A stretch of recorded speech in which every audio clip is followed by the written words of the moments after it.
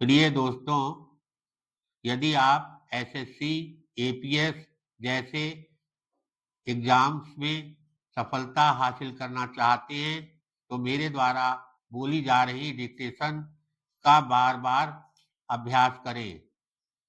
यह डिक्टेशन 400 शब्द की 5 मिनट में बोली जाएगी। इसकी गति 80 शब्द प्रति मिनट रहेगी। रेडी स्टार्ट बोलते ही डिक्टेशन शुरू हो जाएगी। Ready start. बहनों व भाइयों, मेरे देशवासियों ने इस महान गणतंत्रीय देश का 7वां राष्ट्रपति चुनकर मुझे जो सम्मान दिया है, उससे मैं बहुत प्रभावित हुआ हूँ। राष्ट्रपति के कार्य गंभीर, नाजुक, कठिन और राष्ट्र के लिए बहुत महत्वपूर्ण होते हैं। मुझे अच्छी तरह मालूम है कि राष्ट्रपति का उत्तरदायित्व निभाने के लिए उच्चतम गुणों की आवश्यकता तो होती ही है, पर साथ ही इन्हें समझने और निभाने के लिए ईश्वर की कृपा और राष्ट्र की शुभकामनाएं भी बहुत जरूरी हैं। विश्वास करता हूँ कि मुझे यह सब प्राप्त होंगी और मैं प्रतिज्ञा करता हूँ कि अपने से पहले सम्माननीय राष्ट्रपतियों की महान परंपराओं का अनुसरण करने की पूरी कोशिश करूँगा। पैराग्राफ। समय की मांग है कि हम उन भयंकर खतरों को महसूस करें जो हमारी राजनीतिक और सामाजिक व्यवस्था के सामने हैं। यदि हम राष्ट्रीय जीवन को और अधिक अनुशासनपूर्ण न बना सके, तो हमारे मूल्यों की बुनियाद को ही खतरा हो सकता है।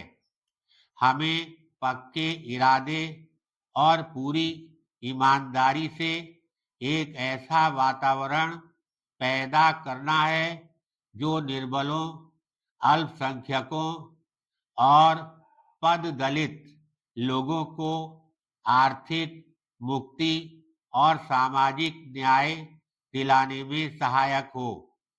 हमें विभिन्न राज्यों, जातियों, धर्मों और विभिन्न भाषियों में भावात्मक एकता स्थापित करने की कोशिश करनी है।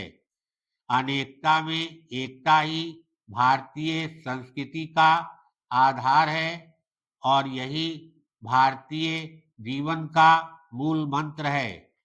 क्षणिक मौजूदा तनाव और कठिनाइयों के बावजूद हम सभी को राष्ट्र और समाज के प्रति अपना उत्तरदायित्व निष्काम भावना से निश्चय पूर्वक निभाना है। बेशक हमारा राष्ट्र विशेषकर पिछले 2.5 वर्षों के दौरान प्रगति के रास्ते पर आगे बढ़ा है और अब हमें इस प्रगति की गति को न केवल बनाए रखना है, बल्कि और भी तेज करना है। इस समय हमें अपने नैतिक मूल्यों को विकसित करने, अपनी शक्ति को रचनात्मक कार्यों में लगाने और प्रत्येक क्षेत्र में उत्कृष्ट काम करने की भावना पैदा करने की आवश्यकता है। पैराग्राफ। सांप्रदायिक भावना, जाति भेद, राजनीतिक निष्क्रियता, पृथकतावादी प्रतिक्रियाएं, हिंसा और आतंकवाद हमारे देश के राजनीतिज्ञों, संतों और महात्माओं की महान विरासत को नष्ट कर देंगे। एक ऐसे देश की विरासत जो सांस्कृतिक दृष्टि से समृद्ध और नैतिक दृष्टि से पवित्र है और जिसकी साहित्यिक परंपराएं इतनी महान हैं कि जिन्होंने आधुनिक प्रौद्योगिकी के युग में भी भारतीय जीवन को प्राचीन शालीनता प्रदान की है। समय की मांग है कि हम जहां भी हों अपनी जिम्मेदारी का लगन, मेहनत और निष्ठा के साथ निभाएं। धन्यवाद।